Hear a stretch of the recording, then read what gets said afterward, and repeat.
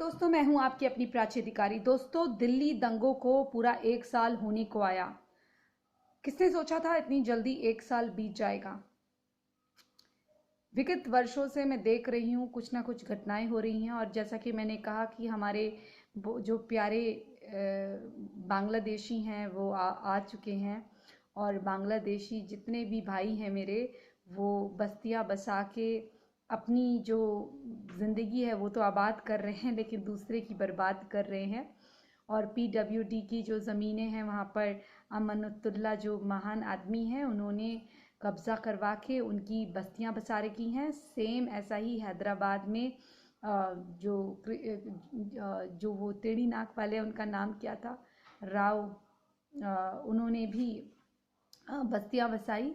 बस ये हुआ था कि दिल्ली दंगों के दौरान वो बस्तियों से चले गए थे और बस्तियों में नहीं थे। और कोरोना के वक्त भी ऐसा ही कुछ हुआ था। उसी दौरान कोरोना हुआ था ना, तो वहाँ पर वो लोग नहीं थे, अपनी बस्तियों से गायब थे। कौन भूल सकता है अंकित सक्सेना को?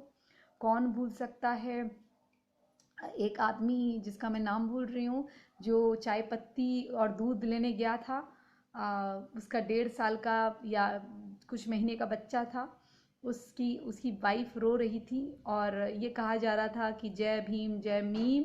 और भाई साहब जो थे बौद्ध ही थे, बौद्ध पंथ के थे, यानी कि सनातन धर्म से बौद्ध पंथ के थे, उन्हें भी मार दिया गया।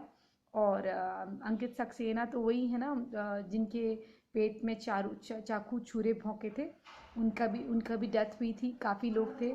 और मतलब आपको ये पता होना चाहिए कि कितने लोग जो हैं दिल्ली दंगों के दौरान जो इस तरह की घटनाएं हुई। दिलबर नेगी का नाम मैं भूल रही थी, दिलबर नेगी का नाम मुझे याद आ गया, मैंने लिखा था उनका नाम। और चिन्हित करके दुकानें जलाई गई। ये दुकानों में क्रॉस करा गया कि ये धर्मांध की दुकान है, तो इन दुकानों को नहीं जलाना, क्योंकि हमारे भाइयों की दुकान है। और जिन दुकानों को जलाना है, जिन बिजनेसेस को जलाना है, वो बिजनेसेस जो हैं वो केवल सनातन धर्मियों के होंगे, इसलिए इन बिजनेसेस को जलाना है। तो इस तरह के जो बढ़िया कार्य इस 1 साल में हुआ, और केजरीवाल जी ने जो दिल्ली को इतना फ्री का दंगा और फ्री का आगजनी दी, उसके लिए तहे दिल से धन्यवाद केजरीवाल जी। मुझे लगता है कि आपने जो करा है हिंदुओं के लिए, आपका हिंदू समाज बहुत ऋणी रहेगा। और आने वाले इलेक्शंस में मैं अपील करती हूँ नेताजी के लिए, हमारा मुख्यमंत्री कैसा हो, केजरीवाल जी जैसा हो, जो हिंदुओं को कटवाए और बाकियों को आगे बढ़ाए। और बाहर से जो भी लोग आए, उन्हें अनाथ आश्रम भारत में जगह मिल जाए, क्योंकि भारत रूपी अनाथ आश्रम में सारे रोहिंग्या भाइयों का, सारे बांग्लादेशी भाइयों का, इवन पाकिस्तानी भाइयों का स्वागत है।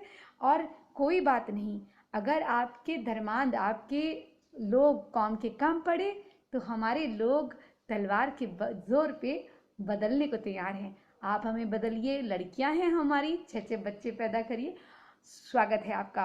और सही बात है, सही बात है, क्यों ना हो। आप में जो है वो किसी में नहीं है, आपके धर्मांध में जो ताकत है वो किसी और में नहीं है। करवाइए, आप जो कर सकते हैं। सरकार आपके साथ है, सरकारी तंत्र आपके साथ है, देश की जनता आपके साथ है।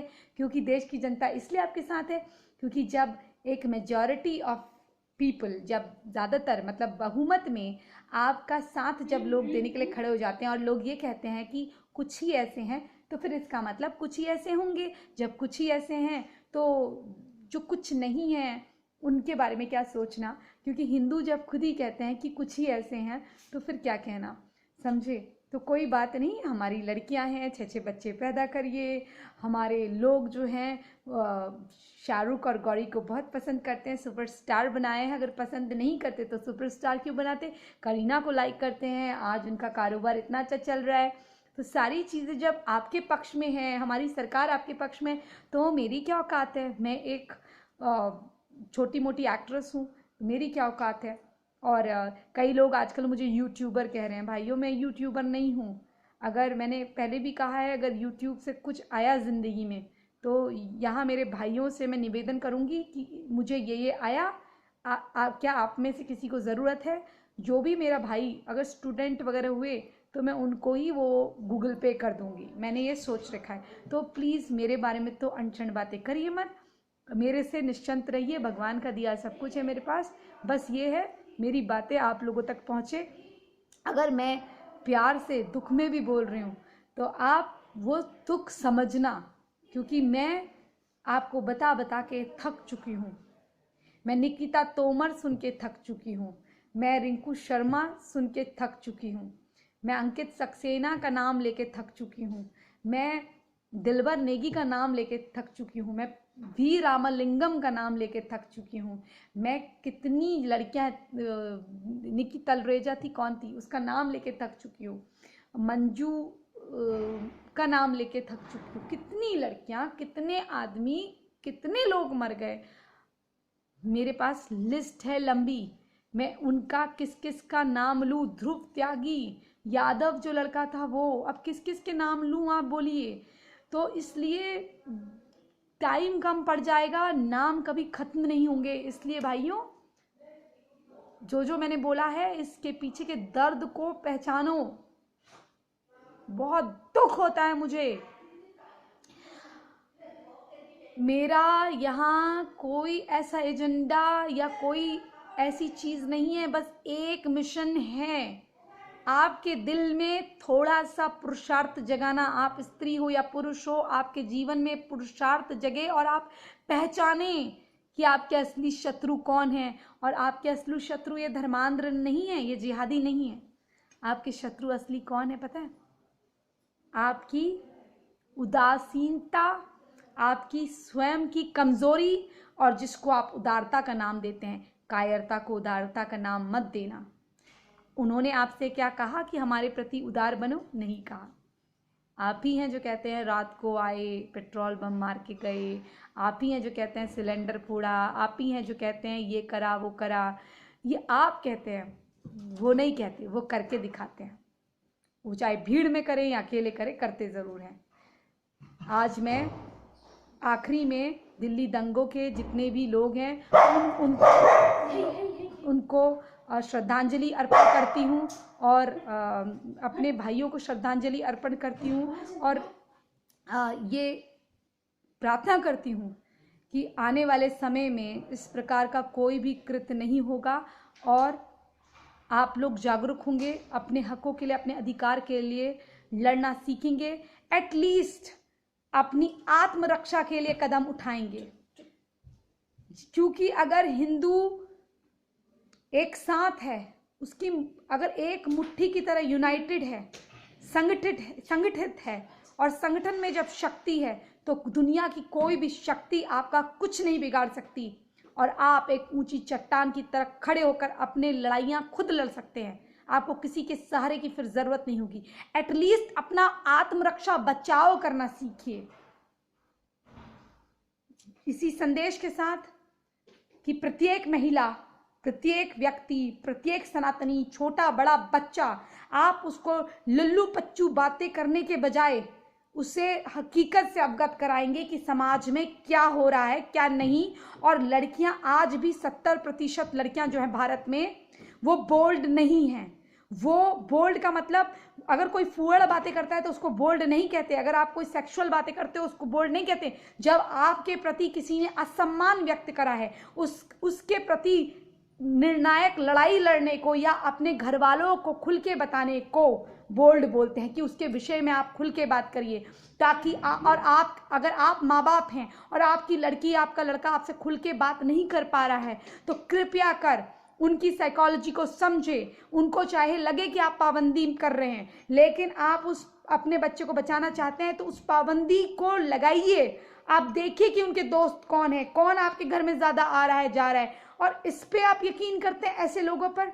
हो सकता है कि स्टार्टिंग में मेरी बात किसी को बुरी भी लगी हो, लेकिन आप अपने घर को बचाइए और किसी आस पड़ोस के व्यक्ति पे भी ऐसे यकीन ना करें। और अगर कुछ संदिग्ध एक्टिविटी आपके अगल बगल हो रही है तो ध्यान दीजिए, क्योंकि कल को यही लोग उठ के नारे तकबीर आगे फल्ला फल्ला जगबर कर सकते हैं, और जब ये करेंगे फिर आपको पता है क्या होगा। वही गुलाले बनेंगी, मंदिरों पे निशाना होगा, वही आपकी बेटियां होंगी। जैसे ताहिर हुसैन के घर में अंडरगारमेंट्स लड़कियों के पाए गए थे, नालों में लाश पाई गई थी। इसीलिए आप सतर्क हो जाइए। और आज कह रही हूँ, आगे भी कहूँगी, जब तक दम है तब तक कहूँगी कि प्लीज अवेयर हो जाइए, क्योंकि सतर्कता आगे आने वाले खतरे से आपको अवगत कराना, ये पहली सावधानी है।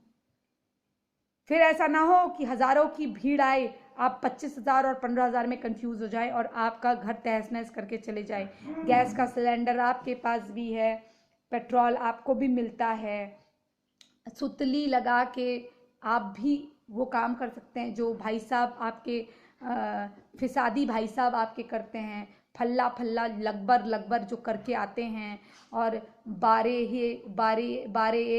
फकबिर जो करते हैं, वो हल्ला मचाते हुए आते हैं, आपको पत्थरों से नवाजते हैं। ये सब काम आप भी कर सकते हैं, बस उन्हीं की स्ट्रैटेजी उन्हीं के साथ इस्तेमाल करके मुंह में मुस्कुराइए, बाकी काम जैसे भाईजान करें वैसे ही करिए। समझ गए? चलिए, समझदार तो आप लोग बहुत हैं। एक आध निकिता तोमर और रिंकू शर्मा और देखते हैं, आगे भी आपको जानकारी देते रहूँगी। और भगवान से प्रार्थना करूँ कि आगे ऐसी निकिता तोमर और दिलबर नेगी, अंकित सक्सेना, इन लोगों के बारे में मुझे दोबारा नए अंकित शर्मा, नई निकिता, नए रिंकू के बारे में बात ना करनी पड़े।